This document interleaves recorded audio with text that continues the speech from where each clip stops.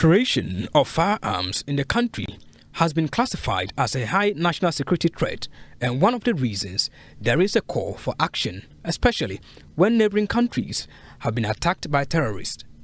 The Ministry of National Security launched a citizen awareness campaign dubbed the See Something, Say Something campaign. This campaign aims to make citizens highly alert and report suspicious characters in the wake of terrorist alert signals by security analysts. Senior Presidential Advisor Osafo Maafo at the launch called for active citizenship participation in volunteering information to the security.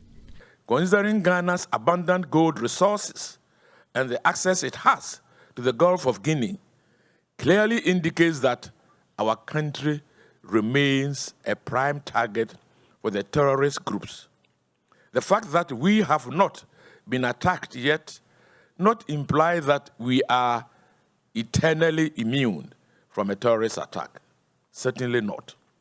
Deliberate actions and conscious efforts, not only by our state security and intelligence agencies, but also all Ghanaians and persons within the country's jurisdiction, are required to keep the terrorists away. He said the government will continuously retool the security services to make them proactive.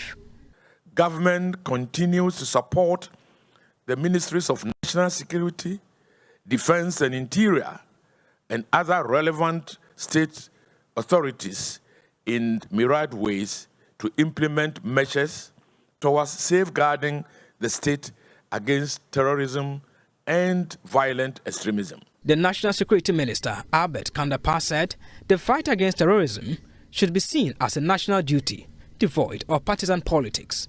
The See Something, Say Something campaign, therefore, is a critical preventative measure by the Ministry of National Security and the other security ministries to, first of all, empower Ghanaians to be more conscious about their own security, and secondly, to enhance their relationship with state security authorities.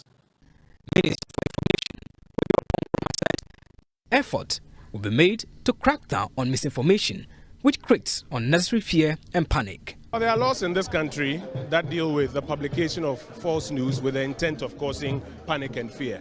Those laws are still on our statute books, and especially at this time when we are trying to get credible information out, we will not hesitate to use those laws if persons are found culpable of deliberately misinforming the public with the objective of causing panic and fear. We need to get that out of the window so that people can hear and see what the facts are, particularly on the subject of terrorism, and how they can respond and participate in this anti-terrorism program.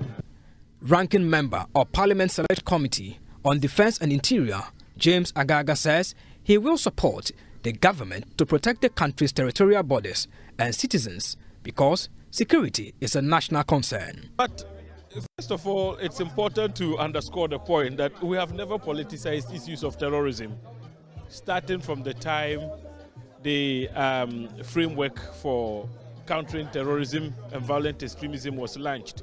I mean, we were very supportive. You saw us here in our numbers when the security strategy was launched. Today, we are here once again to lend our support to the launching of this wonderful initiative to create awareness about how existential the issues of terrorism and violent extremism are.